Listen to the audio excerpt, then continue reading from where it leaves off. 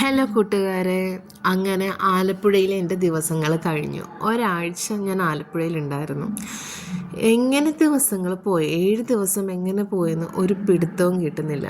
പിന്നെ പോകുന്ന സമയത്ത് ഞാൻ ഒരു ബാഗുമായിട്ട് വന്നതാട്ടോ, ഒരു റെഡ് ബാഗുമായിട്ട് വന്ന ഞാൻ അച്ഛനും എൻ്റെ എൻ്റെ ചേട്ടൻ്റെ കുട്ടിയും കൂടി കൊണ്ടുവന്ന ആ ബാഗ് ഉണ്ടല്ലോ, അത് നിറച്ച് അച്ഛൻ തന്നു വിടുന്ന സാധനങ്ങളാട്ടോ, അച്ഛനും അമ്മയും തന്നു വിടുന്ന സാധനങ്ങളാണ്.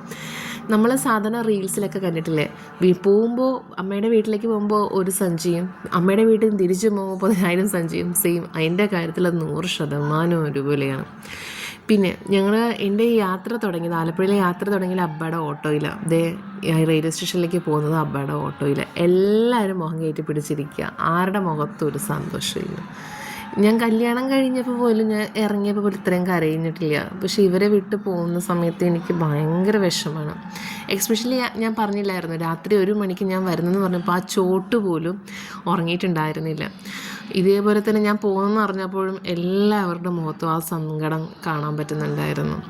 പക്ഷേ തടഞ്ഞു നിർത്താനോ ഒന്നും പറ്റില്ല, കാരണം ഇതുപോലെ പറ്റുള്ളൂ. വെക്കേഷന് വരിക, സന്തോഷം കൂടുക, മടങ്ങി പോവുക. ഇത് ലൈഫിൻ്റെ ഒരു ഭാഗമാണ്. ചില സമയത്തൊക്കെ ഞാൻ അമ്മയോട് ചോദിക്കാറുണ്ട്, എന്തിനാ അമ്മയെ ഇത്ര ദൂരത്ത് കെട്ടിച്ച് വിട്ടേന്ന്. അപ്പോൾ അത് പറയുമ്പോൾ എൻ്റെ അമ്മ പറയും, എന്നെ കെട്ടിച്ചിട്ടത് ബോംബെയാണ്, നിനക്ക് സമാധാനം ഉണ്ടല്ലോ, നീ ആലപ്പുഴയിൽ നിന്ന് നീ തൃശ്ശൂരല്ലേ പോയുള്ളൂ, സമാധാനപ്പെടും. അങ്ങനെ ട്രെയിനിൽ കയറി കുറച്ച് റീൽസൊക്കെ എടുത്ത് ഭ്രാന്തത്തരം കാണിച്ച് പോവുകയാണ്, യാത്രയായി. ഞാൻ മാത്രമേ ഉള്ളൂ എങ്ങനെയെന്ന് ചോദിച്ചു കഴിഞ്ഞാൽ അറിയില്ല. പക്ഷേ ഞാൻ പറയുന്ന പെൺകുട്ടികളെ ഒരിക്കലും ദൂരത്ത് പിടിച്ച് കെട്ടിക്കരുത് കേട്ടോ, കാരണം അതൊരു സങ്കടമാണ്. ഇപ്പോഴൊക്കെ ഓക്കെ, പിള്ളേർ കുറച്ചും കൂടി വലുതായി കഴിഞ്ഞാൽ വരവും പോക്കും ഒന്നും പോസിബിളല്ല.